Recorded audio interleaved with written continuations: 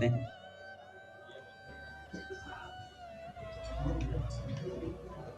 भाई जी कहते हैं भगवत प्रेम प्राप्ति का साधन। सचमुच मनुष्य जो अपने जीवन को भगवान से विमुख बिता देता है, बड़ी भारी भूल करता है। देखो एक बात होती है,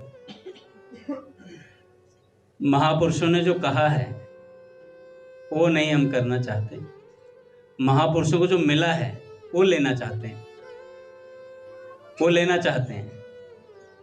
हमें बड़ा अच्छा लगता है भाई जी को कोई अनुभूति बताई जाए, जो चमत्कारी घटना हो, क्या भाव बनता है एकदम से। और वही भाई जी अगर कोई सत्संग की बात, सिद्धांत की बात बता रहे तो आनंद कम आ रहा है। अरे इन्हीं बातों से भाई जी बने हैं। भाई जी ने अपने जीवन से कुछ सत्संग निकाल के दिया है जिनकी वजह से भाई जी हुए, तो उनको बड़े ध्यान से सुनना चाहिए। तो भाई जी कहते हैं सचमुच मनुष्य जो अपने जीवन को भगवान से विमुख बिता देता है, बड़ी भारी भूल करता है। जीवन बीत जाने पर बड़ा पश्चाताप होता है भैया। हाय जीवन में मिला हुआ सुअवसर बड़ी बुरी तरीके से खो दिया मैंने। मनुष्य जीवन का एकमात्र प्रयोजन होना चाहिए भगवान की या भगवत प्रेम की उपलब्धि। गंगा की धारा जैसे निरंतर अनवरत रूप से समुद्र की ओर जाती है, सारी विघ्न बाधाओं को हटाती हुई एक लक्ष्य से, वैसे ही हमारी चित्त वृत्तियां, हमारी सारी चेष्टाएं, हमारी सारी चिंताएं, हमारी क्रियाएं, हमारे अनुभव सब जाने चाहिए केवल एक भगवान की ओर। यह सत्य है कि भगवत प्रेम की प्राप्ति के लिए अन्य सारे प्रेमों का त्याग कर देना पड़ता है। सब कुछ उस प्रेम की आग में जला डालने के लिए हंसते हंसते तैयार हो जाना पड़ेगा, और मौका पाते ही बिना चूके इन सब कुछ को वैसे ही जला डालना होगा जैसे बिना विलंब तत्परता से हम मुर्दे को फूंक देते हैं। जल्दी करो जल्दी करो जल्दी करो, सड़ जाएगा सड़ जाएगा। ऐसे ही अपनी वृत्तियों को जल्दी करो, जल्दी हटाओ, भगवान निकले जा रहे हैं भैया, समय निकला जा रहा है, फटाफट भगवान को पाना है। अपनी वृत्तियों को फटाफट रोको। मुर्दे को फूंककर तो आत्मीयता के संबंध से हम रोते हैं, परंतु भगवत प्रेम की आग में जब विषयों का मुर्दा फूंका जाता है, तब तो रोने के विषाद से और शोक से रोने के मूल कारण ही नष्ट हो जाते हैं। फिर कभी रोना भी होता है तो वह बड़े ही आनंद का कारण होता है, क्योंकि उसकी उत्पत्ति आनंद से ही होती है। इसलिए केवल भगवान का ही चिंतन कीजिए, भगवान से निरंतर प्रार्थना कीजिए। हमारा सारा जीवन की क्षुद्र से क्षुद्र चेष्टा भगवान के लिए ही हो। संपूर्ण हृदय से हम भगवान को ही भजें। दूसरे के लिए मन में स्थान न हो, न दूसरे की सेवा में कभी तन लगे। तन मन वचन धन जो कुछ है उन्हीं का तो है, उनकी वस्तु उन्हीं को अर्पण हो जाए। जो वस्तु उनके अर्पण हो जाती है वही बचती है, वह हो जाती है अनमोल, और वह हमें विपत्ति के अथाह समुद्रों से तार देती है भैया। इसलिए भगवान का चिंतन निरंतर करना चाहिए। सारे दुखों से बचने का उपाय है भगवत चिंतन। प्रेम में खोना और अलग होना नहीं होता, खोने और अलग होने में भी पाना ही होता है। यही तो प्रेम का रहस्य है। आगे भाई जी कहते हैं, श्री भगवान के प्रेम की प्राप्ति बहुत ही दुर्लभ होने पर भी भगवत कृपा से उसी को हो सकती है, और सहज ही हो सकती है जो वास्तव में भगवान के प्रेम को चाहता है। पूज्य भैया बताते हैं केवल एक काम है ऐसा जो चाहने मात्र से होता है। भगवान मिलते हैं चाहना मात्र से। आप संसार में किसी व्यक्ति या वस्तु को चाहना से पाना चाहे तो नहीं मिलेगी, पुरुषार्थ करना पड़ेगा, और वो भी प्रारब्ध में लिखी है तो मिलेगी, नहीं लिखी है तो नहीं मिलेगी, आप कितना ही पुरुषार्थ कर लो। लेकिन भगवत प्रेम और भगवान एक ऐसी चीज है जो चाहना मात्र से मिलते हैं। आपने चाह लिया और भगवान आपकी चाह सुन लेते हैं। चाहता वही है जो प्रेम के मूल्य में सर्वस्व अर्पण करने को तैयार है। यद्यपि भगवत प्रेम किसी कीमत पर नहीं मिलता, क्योंकि वह अमूल्य है। कैवल्य की कीमत भी उसे खरीदने के लिए पर्याप्त नहीं। यूं कहना चाहिए, भगवत प्रेम खरीदा ही नहीं जा सकता। वह उसी को मिलता है जिसको कृपा करके भगवान देते हैं। देते उसको हैं जो सर्वस्व उनके चरणों में न्यौछावर कर देता है।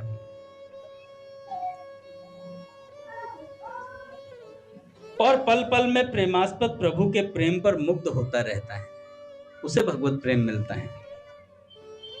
प्रेम न तो किसी भी उपाय से मिलता है और न उसके लिए कोई शर्त है, कोई समय की शर्त नहीं है। प्रेम के मार्ग में किसी भी शर्त के लिए गुंजाइश नहीं है। यहां तो बिना शर्त का समर्पण होना चाहिए। सब कुछ दे डालें, तन मन अर्पण कर दें, मुरली की भांति हृदय को शून्य कर दे और बदले में कुछ भी ना चाहे तो यही चाहे कि इस शून्य हृदय का भी उस प्रेमास्पद को पता न लग जाए, क्योंकि शून्य होने पर भी यह प्रेम के योग्य नहीं है। उसका पवित्र प्रेम यहाँ आएगा, इस हृदय में उसका प्रवेश होगा तो इस प्रेम की प्रतिष्ठा ही घट जाएगी। प्रेम के लिए सर्वथा अयोग्य मुझको प्रेम न देने में प्रभु के प्रेम की शोभा है, परंतु वह परम प्रेमास्पद इतने पर भी न जाने क्यों मुझसे प्रेम करता है। श्री जी कहती हैं, मैं सर्वथा गुणहीन हूं, फिर भी ना जाने श्याम सुंदर मुझसे ही क्यों प्रेम करते। बार बार श्री जी के पास आते, अपने को गवार बताती हैं, फिर भी श्याम सुंदर प्रेम करते हैं भी। ऐसा भक्त का हृदय हो जाता है। वो नहीं चाहता कि भगवान को कष्ट हो किसी भी प्रकार का, पर फिर भी भगवान पीछे पड़ जाते हैं। माई री मेरे श्याम लगोई संग डोले। प्रेम तो प्रत्येक जीव के अंतर में भगवान का दिया हुआ है ही। वह विषय अनुराग के दृढ़ और मोटे आच्छादन से आवृत है। विषय आसक्ति, ममता और अहंकार के काले पर्दे से भगवत प्रेम ढका है। इस आवरण और आच्छादन के हटते ही वह निर्मल और पवित्र प्रेम पवित्र रूप में प्रकट हो जाता है। यह प्राकट्य ही प्रेम का उदय है। अतः विषय आसक्ति और अहंकार को दूर करना चाहिए, विषयों से हटना चाहिए पीछे। सच्ची चाह का स्वरूप यह है कि फिर चाही हुई वस्तु के बिना जीना कठिन हो जाए। सच्ची चाह का स्वरूप क्या है? आज पूज्य भाई जी कह रहे थे कि निषिद्ध नहीं, स्वामी जी कहते हैं निषिद्ध कर्म उसी से होते हैं जिसका लक्ष्य भगवान नहीं है। जिसका लक्ष्य भगवान नहीं है उसी से गलत काम होते हैं। जिसका लक्ष्य भगवान है उससे गलती नहीं हो सकती। वो प्रत्येक क्षण सावधान रहेगा, और होगी तो पश्चाताप होगा। आता मान लो हो गई गलती, फिर पश्चाताप करेगा, और ऐसा पश्चाताप करेगा कि दोबारा वो गलती नहीं होगी। बार बार गलती हो रही है तो इसका मतलब लक्ष्य दृढ़ नहीं है। अभी बहुत आवश्यकता है किस चीज की? बार बार सत्संग सुनने की। उसी से निश्चय दृढ़ होता भी है। सच्ची चाह निष्काम होनी चाहिए, इसमें तो कहना ही क्या। यदि हम में भगवान से उनके सिवा कुछ और लेने की लालसा होगी तो वे उसे ही देंगे। आप अपने आप को क्यों देने लगे? भगवान आएंगे, प्रकट होंगे, वरम ब्रूयात। हम कहेंगे साइकिल, भगवान कहेंगे जा ले जा, साइकिल ले जा। भगवान चले जाएंगे, भगवान कोई मतलब नहीं, भगवान तो आए और चले। लेकिन जो प्रेमी होता है उसके सामने भगवान आता है और भगवान सोचते क्या मांगूं, क्योंकि भक्त देना चाहता है। भक्त देना चाहता है, लेना नहीं चाहता भगवान से। है? मेरा तन मन सब तेरा ही, तू ही सदा स्वामिनी है।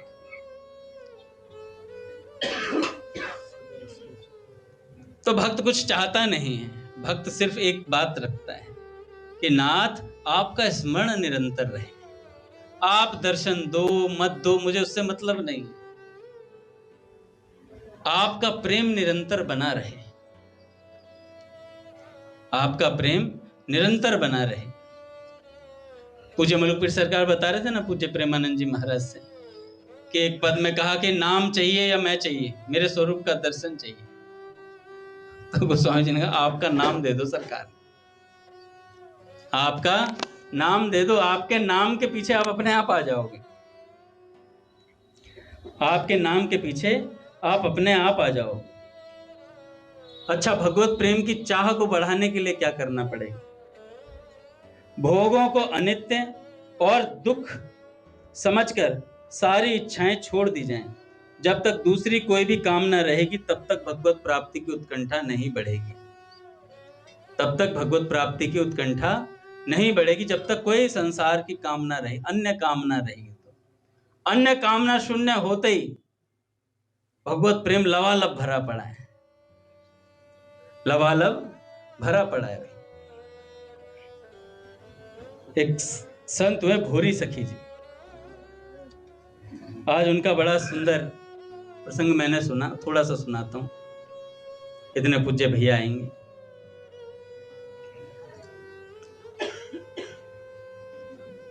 देखो, आज तक जिसको भी भगवत प्रेम मिला है वो गुरु कृपा से मिला है। जिसने भगवान का दर्शन वैसे ही कर लिया तपस्या से, उसको भी भगवान ने कहा गुरु ढूंढ बेटा, सत्संग कर, उसके बाद मेरे पास आना, समझ सोच समझ के।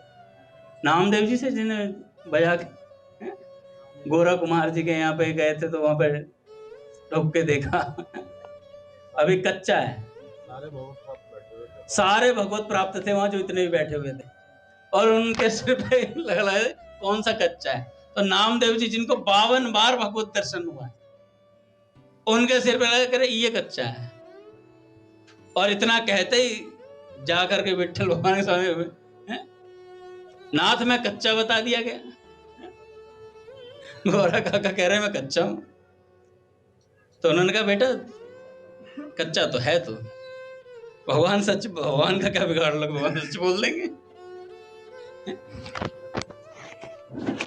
एक बड़ी सुंदर घटना मलुकपीर सरकार सुनाते हैं, कई बार अपने महादेव जी ने भी सुनाई, बड़ी अच्छी लगती है। कौन थे काका? बैरिस्टर बाबा हुए? नहीं, वो जो गरीबदास जी वाली जो घटना है, रामदास काठिया बाबा जी महाराज, उनके शिष्य थे गरीबदास जी। और जो वो थे, क्या नाम है, जो देखने आए थे बैरिस्टर, ये संत दास काठिया बाबा हुए बाद में। तो ये शायद कोर्ट के कोई जज वगैरह थे, सुप्रीम कोर्ट के, कलकत्ता के। ये सुप्रीम कोर्ट तो लंदन में होता था, हाई कोर्ट के थे। तो एक दिन वो जब छत पे सो रहे थे गर्मी के मौसम में, और भाई आकाश मार्ग से रामदास काठिया बाबा सरकार उनके पास आए और कहने लगे सोता क्या, चलो भजन कर, उठ भजन कर। और महाराज ऐसा कह करके वो जगा करके चले गए। जब जगा करके गए तो उनके मन में बात आई, यार ये संत कौन थे, ढूंढना चाहिए इन्हें। तो उन्होंने ढूंढा तो उन्हें वृंदावन में वो संत दिखाई दिए। उस समय परिक्रमा चल रही थी ब्रज की, और उस परिक्रमा के मध्य में उन्हें वो दिखाई दी। जब मिले तो देखा तो उस समय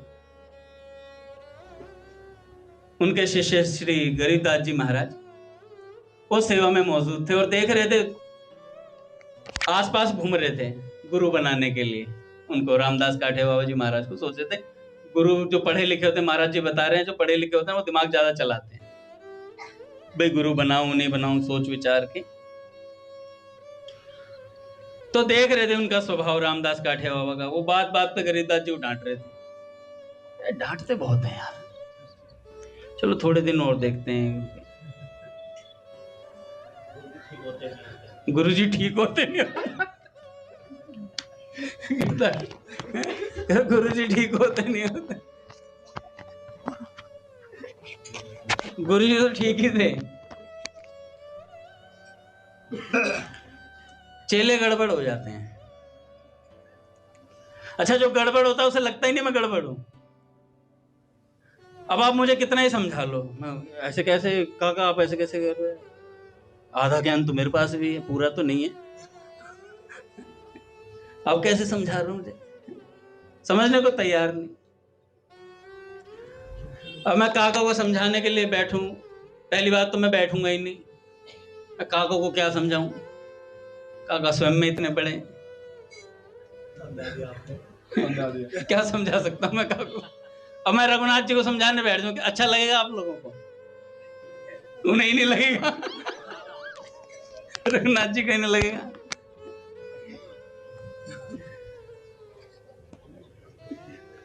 तो गड़बड़ घोटाला कब भी होता है, देखो जब जब पतन होगा वो कीर्तन और सत्संग की कमी से होगा। विचारों की कमी के कारण बुद्धि विकृत होती है भैया, ऐसा संतों से सुना है। तो वो जो बैरिस्टर जी थे, वो जो जज साहब थे, वो देख रहे थे गुरुजी बनाऊं नहीं बनाऊं, चेक कर रहे थे बार बार।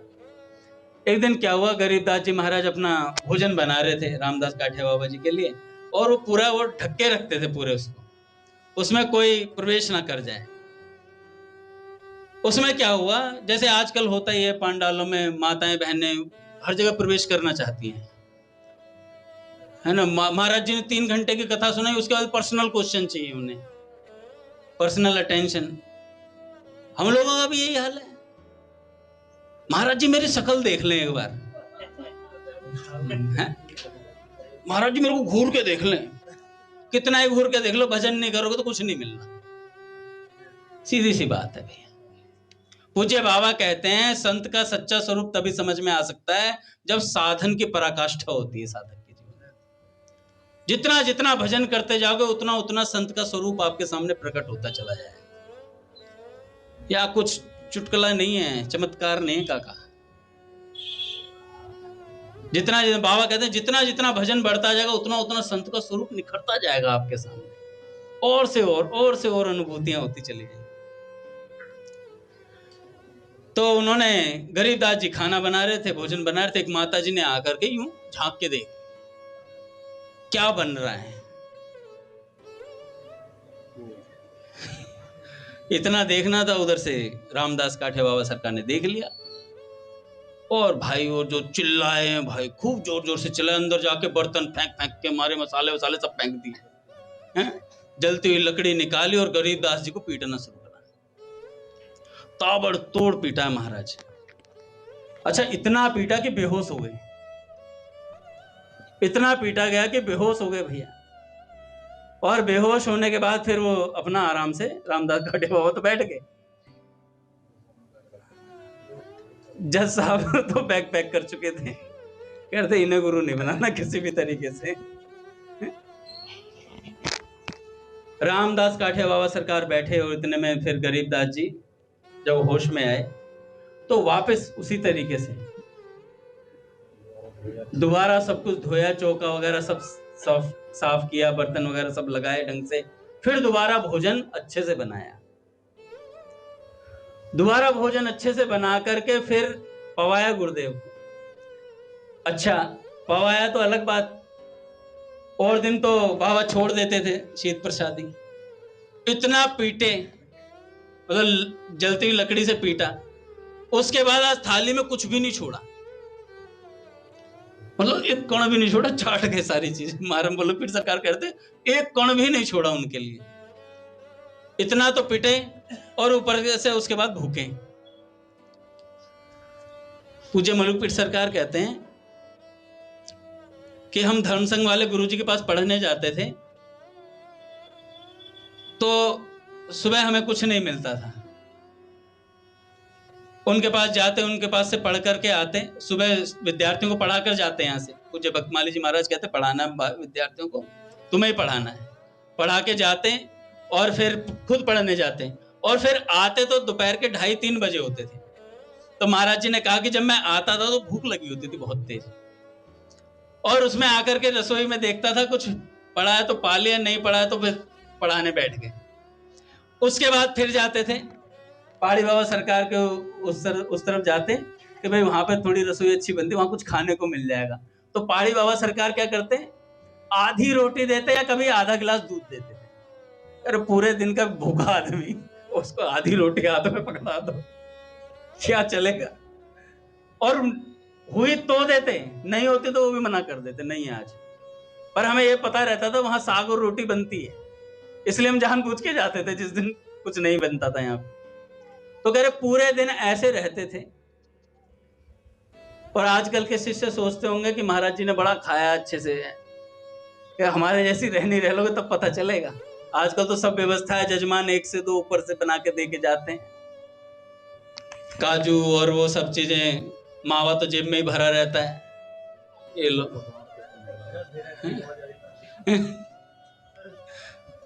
जेब में किशमिश काजू बादाम वादाम रखते हैं चेले,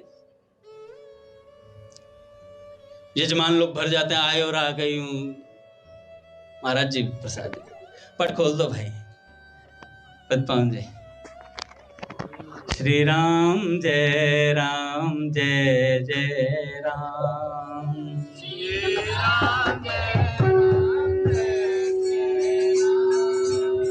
श्री राम जय राम जय जय राम, श्री राम जय राम जय जय राम, श्री राम जय राम जय जय राम,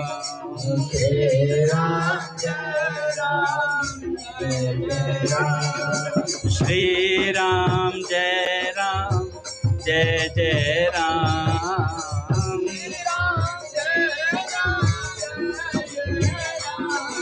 श्री राम जय राम जय जय राम,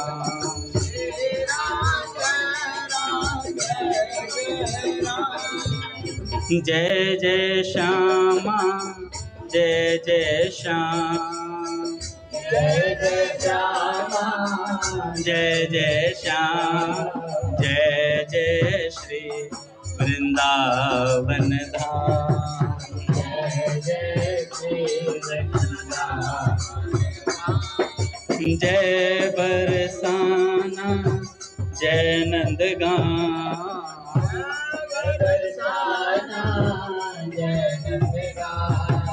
पावन रात तेरो नाम,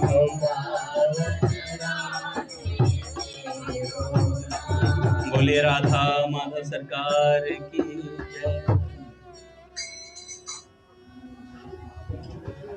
तो आजकल देखो गुरुजी तो चने खा रहे हैं, चेला बादाम खा रहा है, चेले का चेहरा लाल पड़ गया है, फिर साधना बढ़ रही है चेले की। साधना नहीं, वो बादाम खा रहा है। दादा प्रणाम।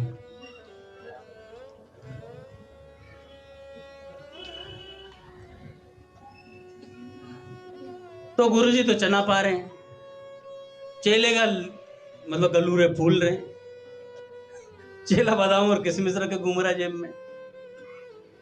कह रहे हमारे गुरुजी सिर्फ एक टाइम पाते हैं दिन भर में, वो भी चना, श्री हरिदास स्वामी जी महाराज जी वाली रहनी है। और तुम? कह रहे हम तो मिल गया तो ठीक है, नहीं तो अपनी जेब भरी बादाम से है। किसमें खाना भोजन नहीं मिलता है, जब भी पाते हैं ड्राई फ्रूट पाते हैं। चेले का गाल लाल हो गया भैया, फूल गया वो। पहाड़ी बाबा सरकार कहते जो पतला हो जाता था उसे भी डांटते, और जो मोटा हो जाता था उसे भी डांटते थे। भयंकर शब्दों का प्रयोग करते थे पहाड़ी बाबा सरकार, तो भग जाता था। करे मोटा हो जाता तो सामने नहीं आता था कई दिन तक, बीमार हो जाता था तो नहीं आता था सामने, क्योंकि पहाड़ी बाबा सरकार कहते थे बीमार हो गया है, इसके जो शरीर से मल जरूरी है निकलना, तो इसे ऐसा करो 4-5 दिन तक सिर्फ गोमूत्र पिलाओ। तो कोई बीमार होता था तो भी नहीं बताता था कि मुझे बुखार है। वो दूर ही दूर रहता था, अपना बाहर से दवाई ले ली, डोलो बोलो लेके घूम रहा है, उसी से काम चला लेता था। तो गरीबदास जी महाराज को इतना पीटा गया, महाराज इतना पीटा गया, भोजन बनाया गुरुजी को पवाया, गुरुजी ने भोजन भी नहीं छोड़ा उनके लिए। आज इतना पीटा और उसके बाद भोजन भी नहीं, कुछ कण भी नहीं छोड़े। अच्छा, उसके बाद रात्रि में गरीबदास जी मालिश के लिए तेल लेकर के गुरुजी के चरणों पे लगाने के लिए, और जाकर के बैठे। अच्छा, इतना पिटने के बाद मेरे जैसा होता तो भाई भाग जाता, सच बता रहा हूं। अच्छा, मैं तो बीपी लो ही हो जाता मेरा तो इतने पिटने के बाद। आप जानते हो बाइक से गिर गया बंदा बेहोश। यार हंसी की बात है, एक बात बताता हूँ। कल मैं आनंद विहार पे था, बाइक से गिर गया। कल की बात नहीं, रगड़ा नहीं, बच गया। क्या हुआ, गाजीपुर से वो फ्लाईओवर पे चढ़ते हैं तो फ्लाईओवर पे जाम था, मैंने नीचे से ले लिया। तो साइड से आपने देखोगे टूटा हुआ सा रास्ता है, वहां से सब बाइक निकालते, तो मैंने भी उनके पीछे पीछे चढ़ा ली। अब बीच में गड्ढा था, सब तो धीरे धीरे उतार रहे थे, मैं थोड़ा जल्दी में था, तो मंदिर के लिए लेट हो रहा था। मैंने कहा चल छाल दे, और जैसे उछाले तो गड्ढा टायर में गया, और वो आगे तो बढ़ा नहीं, ना इधर बैलेंस बना ना इधर, और ऐसे का ऐसा उस पर रेत पे गिर गया। चोट तो नहीं लगी। अब मैं कहा अब गिर तो गया ही है, थकावट हो रही थी, मैं थोड़ा आराम कर ले। दादा सच में लेट गया मैं को कोई तो उठाएगा बेचारा। 2-1 मिनट लेटा, फिर देखा इधर से एक बंदा है, इधर से, मैं कहा अब यही उठाएंगे, मैं तो उठूंगा नहीं। 2 बंदों ने आराम से उठाया, कह रहे चोट तो नहीं। मैं कहा नहीं नहीं, थोड़ा सा पैर थोड़ा मोड़ा, बस खड़ा हो गया। तो इतना आलसी हो गए हैं कि गिरने के बाद उठने का मन नहीं करता है। तो अगर रामदास काठियावाड़ ने मुझे जैसे को पीटा होता तो गर्म लकड़ी से, मैं तो मर ही गया होता। तो गरीबदास जी ने अपना तेल लिया और गुरुजी के चरणों पे लगाने लगे। सबसे भावुक दृश्य था ये, जब महाराज जी सुनाते बड़ा अच्छा लगता है। देखो हम तो थोड़ा भाषा का प्रयोग, हंसी मजाक का प्रयोग कर लेते हैं, लेकिन जब संत लोग इन वार्ताओं को सुनाते हैं ना, वो विलक्षण प्रभावशाली होती है। कभी एकांत में बैठ करके चला करके सुनिएगा, ऐसा लगता है कि यार कहाँ, मतलब संसार अलग है और हम अलग है। गरीबदास जी मालिश करने लगे, और करते करते उनके नेत्रों से एक बूंद आंसू की गिरी। तो गुरुजी क्या कहते हैं, गरीबदास पानी कहां से गिर रहा है, गरीबदास पानी कहां से गिर रहा है, तू रो तो नहीं रहा है। अरे गुरुदेव हाँ मैं रो रहा हूं। कह रहे हमने पीटा इसलिए रो रहा है क्या। कह रहे नहीं गुरुदेव, या आज कुछ खाने को नहीं मिला इसलिए रो रहा है। कह रहे नहीं गुरुदेव, आज आपकी भिक्षा में मेरी वजह से देरी हो गई, इसलिए मेरे आंसू आए। इतना बोला और महाराज गुरुजी रीझ गए हैं, तो पास हो गया आज। अच्छा, उस दिन के बाद से जीवन में कभी गरीबदास जी को डांटा नहीं, गुरुजी ने कभी नहीं डांटा। और जो आए हुए थे ना जज साहब, वो कह रहे यार इनका तो स्वभाव ही बदल गया। अब पहले देख रहा तो हर बात पे ही डांटते थे, कभी पीटते थे, और अब तो इनका स्वभाव ही बदल गया। वही गरीबदास जी महाराज जब थोड़ा जीवन और आगे बढ़ा, अब कभी नहीं डांटा गुरुदेव ने। एक दिन क्या हुआ, गरीबदास जी वैसे कभी लेटते नहीं थे, और एक दिन गरीबदास जी ने सारी सेवा करी, और सेवा करने के बाद आज लेट गए।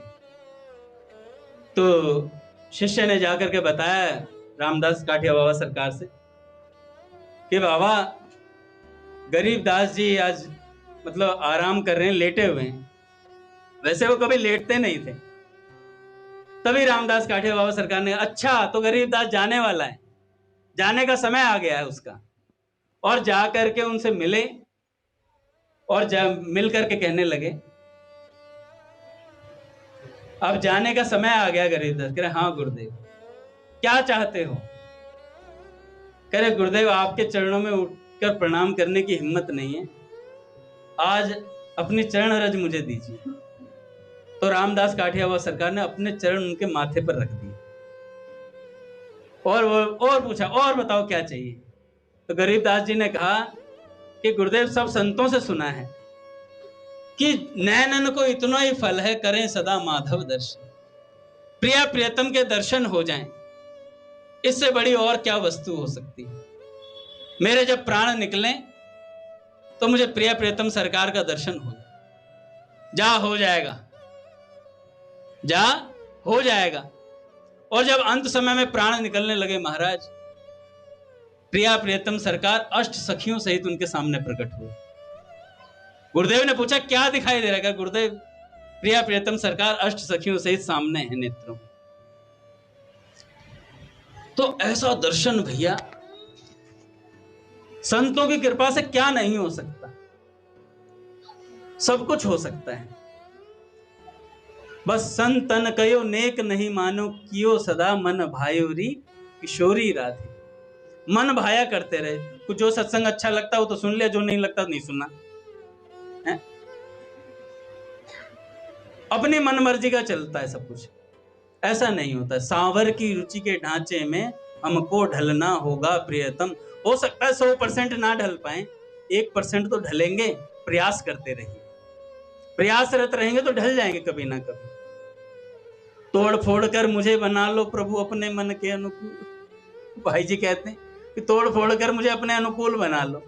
तो बस ऐसे ही बात है, जब तोड़ा और फोड़ा जाए तो उस समय ये ना कहे कि अनुकूल बना रहे हो, मेरे को तोड़ क्यों रहे हो भाई।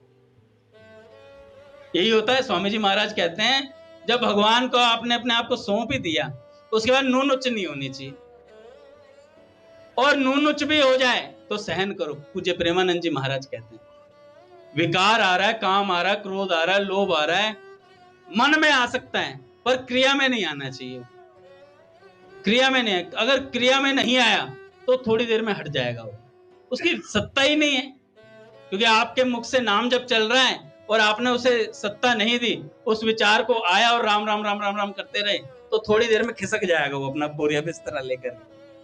लेकिन आपने उसको दे दिया कि भाई ये विकार आया है, विकार बहुत अच्छा, आपने उसकी सत्ता दे दी, सत्संग के विचार से उसे नहीं काटा तो समझ लो फिर वो आपको काट देगा, फिर वो आपका पतन कर देगा भैया। तो ऐसे एक संत हुए भैया भोरी सखी जी, पूज्य भैया आ रहे हैं दादा। तो जो भोरी सखी जी थे, संत बताते हैं इनका जो अवतार हुआ है, जो आए हैं, हर कोई संत कोई ना कोई सखी थे। जैसे श्री स्वामी हरिदास जी महाराज ललिता सखी के अवतार, श्री हरिराम व्यास जी विशाखा सखी के अवतार। तो ऐसे ही ये जो भगवत सत्ता है, हम जैसे जीवों पर कृपा करने के लिए इस धराधाम पर आते कि हम जैसे लोग भगवान के भजन में लग सकें, भगवत प्रेम की प्राप्ति कर सकें। तो ये जो भोरी सखी जी थे, इनके लिए कहा जाता है, बड़ा सुंदर बताया उन्होंने संत भगवान ने, कि प्रिया प्रियतम सरकार एक दिन एकांत में बैठे थे। प्रिया प्रियतम एकांत में बैठे थे तो श्री कृष्ण ने कहा श्री जी से, श्री जी आप आज कुछ मान कीजिए। श्री जी ने कहा कोई बात ना चीत, कैसे मान करूं, कैसे रूसा जाए। कह रहे मैं बता देता हूं, कारण बता देता हूं मैं। कारण हम तो अनेक कारण जानते हैं। तो ठाकुर जी ने कहा देखो, जब रास का समय था तो हम सब गोपियों के मध्य से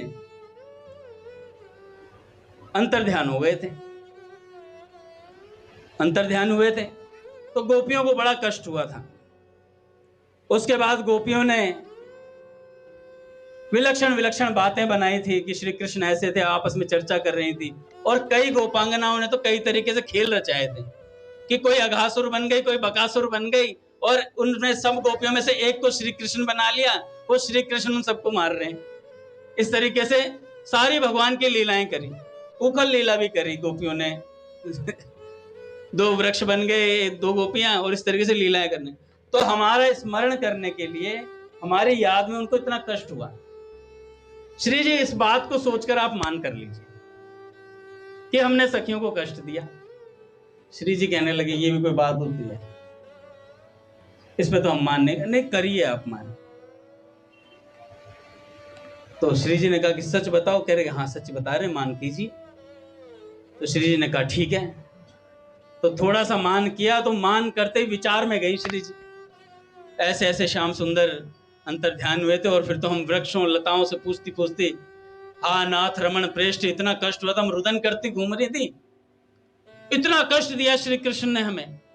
और महाराज इतना मान कर लिया, ठाकुर जी ने तो कहा था मान करके यहीं बैठी रहना। अब श्री जी मान में आकर के उठकर चली गई, उठ करके चली गई वहां से।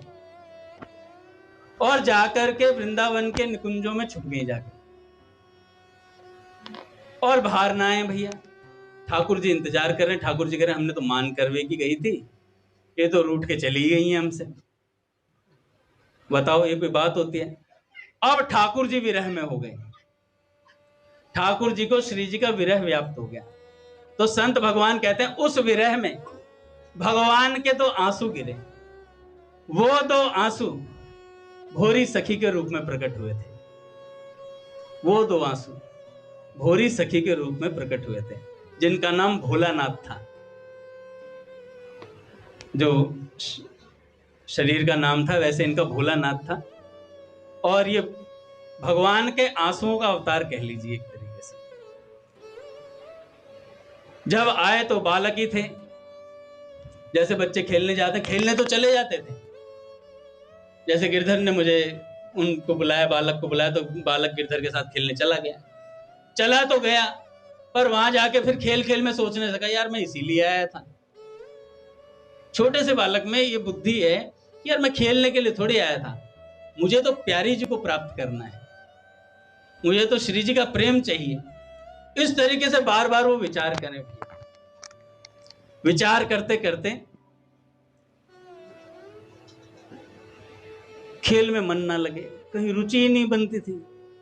अच्छा, पढ़ाई के लिए बोला माँ बाप ने कि पढ़ लो अच्छे से। अच्छा, पढ़ाई में वो होशियार थे, पढ़ने लिखने में होशियार थे। पढ़ाई करी खूब अच्छे से। पढ़ाई करने के बाद हर चीज में बढ़िया नंबर आना, सब कुछ बढ़िया चल रहा था। बड़े हो गए, मन फिर भी नहीं लगता था कहीं पे। एकांत होते ही श्री जी की याद आती थी। जिसका मन जैसे मोर चिते चिताए आते हैं ना, तो ऐसे भैया जो संत हो चिते चिताए आते हैं। और कुछों पे कलाकारी करी जा रही है संतों के द्वारा, ये आप समझ लो। स्वामी जी महाराज कहते हैं कि यही सत्संग सुनते सुनते सुनते सुनते महात्मापना आ जाता है, आप भगवान के लायक बन जाते हो। ऐसा महात्मापना आ जाता है किनके संग रहने से? महात्माओं के संग रहने से। धीरे धीरे जो भोलानाथ जी थे बड़े हुए, पढ़ाई हुई, मन लगता नहीं था कहीं। बार बार कहते अपने घर वालों से मुझे वृंदावन जाने दो। घर वाले कहते भाई वृंदावन क्यों जाएगा तू, और ये तू रोता क्यों रहता है? अकेला होता है रोना शुरू कर देता है। तो ऐसा कर, तेरी ना दीक्षा करवा देते हैं। गुरुजी के आश्रम में रहेगा तो गुरुजी ऐसा कहेंगे वैसे करेगा। तो राधा वल्लभ संप्रदाय के एक संत से उनकी दीक्षा करवा दी। संत का नाम याद नहीं आ रहा मुझे। तो दीक्षा करवाई। दीक्षा करवाने के बाद उन्होंने श्री जी का नाम फूंक दिया कान में। एक तो पहले ही इतना विरह था हृदय के अंदर, ऊपर से श्री जी का जो भगवान का नाम मिला गुरु जी से, और विरह पीड़ा बढ़ गई भैया। अब दूना रोए, और ज्यादा रोने लग गए महाराज विरह में। अब क्या हुआ, घर वालों ने सोची यार, महाराज जी बता रहे थे, कहने लगे जब लड़का जवान हो जाता तो घर वाले सोचते हैं कि इसका रोग कैसे काटा जाए, तो रोता होता है इसका ब्याह कर देते हैं। महाराज जी ने कहा कि हमारे ब्रज में सभी जगह प्रथा रही है, लड़का कमाने लग गया है तो ब्याह कर दो, नहीं कमाता है तो ब्याह कर दो। कमाने लगा, पत्नी आएगी सब सुधार देगी अपने आप, ठीक है। समझदार है, समझदार हो गया है, ब्याह कर दो। ना समझ है, ब्याह कर दो, समझ जाएगा। ब्याह कर दो, समझ जाएगा। तो महाराज जी कहने लगे किधर से भी कान घुमा लो, करना उसे ब्याह ही है। तो ब्याह करने की बात सूझी तो उन्होंने कहा, भोलानाथ जी ने बोला कि देखो मेरा माता पिता से बोला मेरा विवाह का बिल्कुल मन नहीं है, क्यों तुम किसी की जिंदगी खराब कर रहे हो? कह रहे नहीं नहीं कोई चक्कर नहीं है। एक नहीं सुनी महाराज, जबरदस्ती फेरे लगवा दिए। अब फेरे लग गए भैया, शादी हो गई। भोलानाथ जी तो अपना भोले ही थे भैया, वो रुदन ही करते रहते। पत्नी ने माँ बाप से बोला, सास ससुर से, ये रोते ही रहते हैं, विदाई मेरी हुई है, रो ये रहे।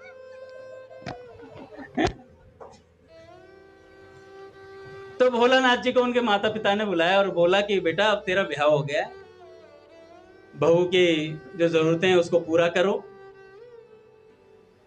जो सामान ये बाहर से मंगवाया उसे लाने के लिए प्रबंध करो। कहने का मतलब है कमाओ। भोलानाथ जी ने कहा कि मैंने तो आपसे पहले ही बोला था मेरी शादी मत करो, मुझे ये सब आता नहीं, कैसे कमा के लाते हैं क्या करते हैं, मेरी रुचि भी नहीं है। कह रहे नहीं अब तो शादी हो गई, कमाना पड़ेगा। कह रहे मुझसे पूछ के थोड़ी करी थी, मुझे तो जबरदस्ती फेरे लगवाया तुमने। कह रहे नहीं जबरदस्ती लगवाया चाहे कैसे लगवाओ, कमा के तो तू ही लाएगा। कह रहे ये अच्छी गले में अटकन है, कमा के तू ही लाएगा। अच्छा मैं कमा लाऊंगा, मैं थोड़ा पढ़ना चाहता हूं। कह रहे क्या पढ़ना चाहते? कह रहे वकालत। कह रहे लॉ पढ़ेंगे हम। भोलानाथ जी गए लॉ पढ़ने गए, काका वकील बन गए वो लॉ पढ़ के। वकील बने, अद्भुत वकील थे।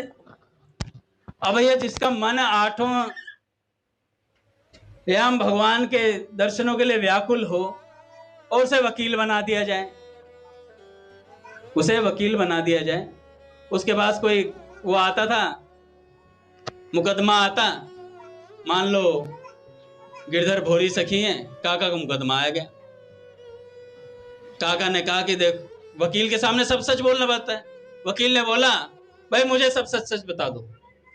काका ने बोला कत्ल तो मैंने ही किया है, अब देखो आप बचाओगे कैसे मुझे, कत्ल तो मैंने ही किया है। अब भोरी सखी जी इतने भोरे थे, कोर्ट में गए, जज ने पूछा हाँ भाई क्या कहना चाहते हैं इनके बारे में? कहना क्या चाहते हैं, इन्होंने कत्ल किया? बचाने के लिए कह रहे हैं मुझे, और मेरे से ये सब होगा नहीं, मैं झूठ बोल सकता नहीं। उनके जो बड़े भाई थे भोरी सखी जी के, उन्होंने कहा भाई तू क्या कर रहा है? क्या मैंने तो पहले ही कहा था मुझे इन सब लफड़ों में मत फंसाओ, मेरे से झूठ बोला नहीं जाएगा। भैया जिसके मुख पे राधा नाम रहता हो, जो हृदय से इतना भावुक हो, वो कैसे कर सकता है सब चीजें? और ऊपर से झूठ बोलना ही पड़ता है, वकालत का ऐसा ही पेशा है। भाई कत्ल किया उसे बचाना, बताओ कैसे बचाओ? और आके कह दिया चाकू ये रहा, निशान भी मेरे याद के हैं, कैसे बचाओ? और वो भी भोरी सखी जी से उन्होंने कहा मेरे से वकालत नहीं होगी। भाई ने कहा छोड़ दे भाई, तो फिर इसे और फांसी लगवाएगा। और उन्होंने वो काम धाम छोड़ दिया। अब माता पिता ने बोला अब क्या करोगे भाई? कह रहे कुछ नहीं। तो उन्होंने एक विद्वान के यहाँ, कोई विद्वान थे, उनकी लाइब्रेरी में उन्हें नौकरी मिल गई। लाइब्रेरी में जाकर के वो दिन भर शास्त्रों का अध्ययन करते और शाम को जो लाइब्रेरी के इंचार्ज वो थे, हेड थे, उनसे शास्त्रार्थ थोड़ा करते, चर्चा करते। धीरे धीरे शास्त्र पढ़ते पढ़ते पढ़ते पढ़ते कब भगवत प्रेम की चर्चा होने लगी उन्हें खुद नहीं पता चला भोरी सखी जी को, और खूब भगवत प्रेम की बातें करते। अब शास्त्र पढ़ते पढ़ते और भगवान के विरह की आग लग गई। एक दिन कहने लगे लाइब्रेरियन उनसे, अपनी लाइब्रेरी अपने पास रखो, मुझसे नहीं होगा, वैसे मैं वृंदावन जाऊंगा। अब ऐसी बात होती, उन्होंने कहा भाई कमाई तो इसी से हो रही है तेरी, घर का खर्चा इसी से चल रहा है। कह रहे देखी जाएगी जो होगा, मेरे को समझ नहीं आ रहा है। और मन में इतना विरह था, अच्छा हम ना करें ये नाटक, कहीं हम नौकरी कल को छोड़ के अंगत दर्शन हो गए, मैं तो भोरी सखी बनूंगा। अबे तो आदमी बन जा पहले, सखी तो आदमी बने, तो आदमी नहीं बन पा रहे ढंग के।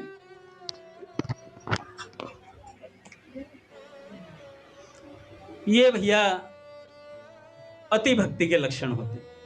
अब उन्होंने क्या किया, श्री जी से प्रार्थना करी, श्री जी से प्रार्थना करी, और श्री जी ने क्या बंदोबस्त किया, ये विलक्षण घटना उनके जीवन में घटी। जैसे कोरोना बीमारी फैली थी ना, ऐसे एक बीमारी फैली, और उसमें उस बीमारी की चपेट में उनकी पत्नी और उनका जो लड़का था, दोनों आ गए। अच्छा वो लड़का सेवा करता था माँ की, अच्छा रहते तो ये भी पास में थे भोलानाथ जी जो थे, पर इन्हें कुछ नहीं हुआ। संत भगवान कह रहे थे, जो सुना रहे थे, उन्होंने कहा कि भैया ये श्री जी की कृपा थी विलक्षण। अब ये ना सोचे कि हर कोई अपनी पत्नी और बच्चे को मार के वृंदावन चला जाएगा, ऐसा कुछ नहीं है। वापस वहां बना लोगे पति पत्नी फिर से दोबारा से। वन में गए, फिर वहां से मतलब भैया ने कथा सुनाई थी ना, अध्याय निकल रहे हैं गीता जी के 17-18 अध्याय आ गए, कह रहे 10 अध्याय हो चुके हैं, बाकी 8 आने बाकी। पहले बिल्ली आई, बिल्ली को बचाने के लिए हैं, पहले चूहा, फिर बिल्ली से बचने के लिए दूध है, गैया आई, गैया को पालने के लिए फिर क्या नाम है, मैया आई, और फिर भैया वो मैया आ गई तो फिर वो विवाह हो गया तो 10-11 अध्याय आए। तो गुरुजी ने पूछा कि भाई तूने, कह रहे कि गुरुजी 10 ये घूम रहे हैं, 7-8 और बाकी। तो ऐसा हर एक के जीवन में नहीं भैया, ये भगवत कृपा अलग चीज वस्तु होती है। तो भोरी सखी जी के जीवन में घटना घटी। अब रह गए कौन, एक तो उनके बड़े भाई, एक उनके माता पिता घर में रह गए। अगले ही दिन उन्होंने कह दिया, देखो जी मुझे बहुत दुख है, एक तो मेरी पत्नी का दुख मुझे, एक मेरे बच्चे का दुख मुझे, एक मेरे को पहले से दुख कंटिन्यू आ रहा है बचपन से ही कि मैं वृंदावन जाना चाहता हूं। तो तीनों दुखों को मिलाकर मैं निष्कर्ष पे पहुंचा हूं कि मुझे वृंदावन भेज दिया जाए। तो माता पिता ने कहा भाई ठीक है, अब करे तो करे क्या, अगर हम भी जाएंगे वृंदावन बिना भैया से पूछे, वृंदावन जाऊंगी, गोड्डे तोड़ दिए जाएंगे बिना पूछे जाओगे तो, बिना गुरुदेव से पूछे जाओगे तो पकड़ लिए जाओगे। तो भोरी सखी जी पहुंच गए वृंदावन। भैया वृंदावन पहुंचे, अब उनकी जो रहनी थी, अब वो विलक्षण रहनी में परिणित हो गए। एक होता है मजबूरी में वृंदावन गया कोई बंदा कि भैया कुछ था ही नहीं, तो पहुंच गए वृंदावन, और वहां जाके घर के पराठों की याद आ रही है, रह रह करके भंडारों में घूम रहे हैं, भंडारा खाएंगे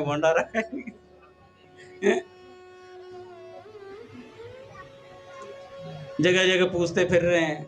भजन की चिंता नहीं है, 16 माला हो रही नहीं हो रही, ये पता कर गिरधर जरा बता करके बताइए जरा, भूख बहुत लग रही है यार, पूरी सब्जी खाने का मन कर रहा आज मेरा, बता कर दे जरा, इस्कॉन में भंडारा तो चल, खिचड़ी क्यों बैठेगी वहां, कह रहे खिचड़ी तो गुरुजी डेली बैठते, अरे वो वाली नहीं, बढ़िया वाली है?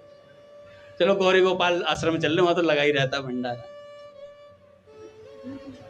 तो भंडारा ढूंढते घूम रहे हैं ब्रज के अंदर, भजन नहीं हो रहा है। ऐसे वाले महात्मा नहीं थे भैया, ये विलक्षण महात्मा थे।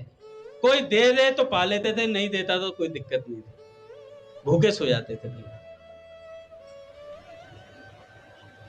रहनी कैसी अपनाई, जैसे प्रभुपाद पाद सरस्वती जी महाराज कहते हैं, भ्राता तिष्ठ तले तले विटपे नाम ग्रामेशु भिक्षा। जगह जगह महाराज भिक्षा मांगने जाते, किसी ब्रजवासी के घर से भिक्षा लेकर के 2-3 टूक मिल जाते तो पा लेते थे, नहीं तो अपना भजन में लगे रहते भैया, अपने नाम जप में लगे रहते। ब्रज के संत आप जितने भी देखेंगे भैया, भगवान से भी ज्यादा उन्होंने भगवान के नाम को महत्व दिया।